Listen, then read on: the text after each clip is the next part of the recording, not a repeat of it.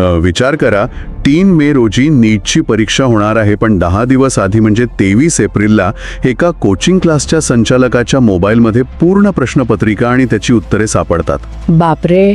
आणि हा काही योगायोग नक्कीच नाहीये. नक्कीच नाही.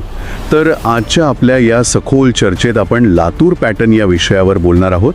हे महाराष्ट्रातलं स्पर्धा परीक्षांचं अत्यंत प्रसिद्ध आणि आता तितकंच वादग्रस्त मॉडेल आहे. सध्या हे थेट CBIच्या रडारवर आहे. म्हणजे हे सगळं बघून मला असं वाटतं की ही एखाद्या फॅक्टरीची असेंब्ली लाईनच आहे, जिथे टॉपर्स तयार केले जातात. पण खरंच हे विद्यार्थ्यांचं ज्ञान वाढवतं की फक्त परीक्षा हॅक करण्याची एक यांत्रिक युक्ती आहे?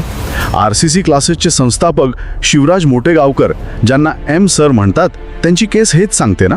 हो, नक्कीच. म्हणजे एका सायकलवर ट्युशन घेण्यापासून 100 कोटींचं साम्राज्य उभारणाऱ्या माणसाला CBIने अटक केली, कारण त्यांच्या गॅस पेपरमधील 100पेक्षा जास्त प्रश्न मुख्य परीक्षेशी तंतोतंत जुळले होते.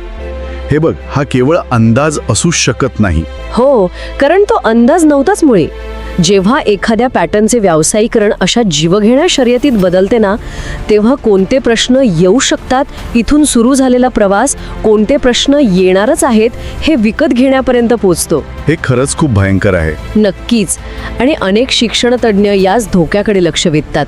लातूर पॅटर्नमुळे मुलांना तात्पुरता फायदा नक्कीच मिळतो, त्यांना रँकही मिळते, पण त्यांची उच्च शिक्षणासाठी आवश्यक असणारी वैचारिक आणि विश्लेषणात्मक तयारी पूर्णपणे मारली जाते. म्हणजे मुले फक्त एक यांत्रिक युक्ती किंवा सिस्टम हॅक करायला शिकतात, विषयाचं सखोल ज्ञान मिळवायला नाही. अगदी तेच.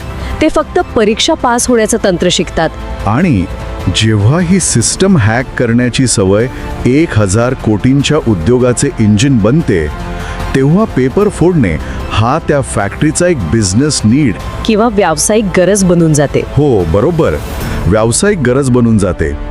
तर या सगळ्या सखोल चर्चेतून एक अतिशय गंभीर प्रश्न निर्माण होतो, ज्याचा विचार आपण सर्वांनी करायला हवा.